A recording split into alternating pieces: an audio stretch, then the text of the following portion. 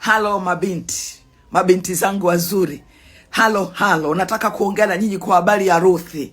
Msikate tamaa, msivunjike moyo. Unachokipitia Ruthi alikipitia. Wanavyokucheka Ruthi walimcheka kwamba ni house girl wa mama mkwe.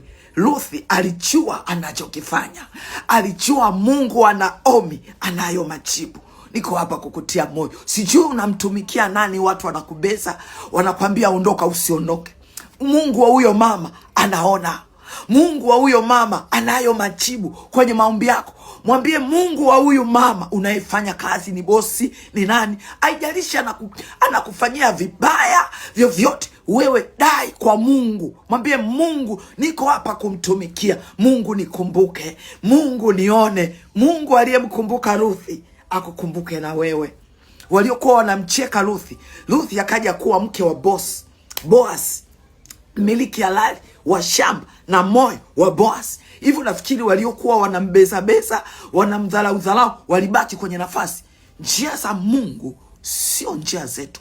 Aliye chini leo, kesho utamkuta juu. Hana kitu leo, kesho utamkuta tajiri. Huyo hafai leo, kesho utamkuta mahali unahitaji msaada. My dear, unahitaji msaada.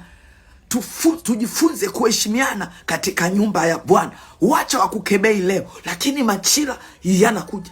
Bwana atakapokuinua hawatakukebei tena. Bwana atakapokubariki hawatakukebei tena. Bwana atakapokufanyia nafasi hawatakukebei tena. Kamuulize Daudi na Eliabu. Eliabu aliongea maneno magumu kwa Daudi, lakini alivyompiga Goliati, Daudi alipokuwa mfalme, kina Eliabu walisaluti kwa mdogo wao. Ayama seketayama. Huyo ndiye Mungu linayeleta habari zake. Binti yangu, usijidharau,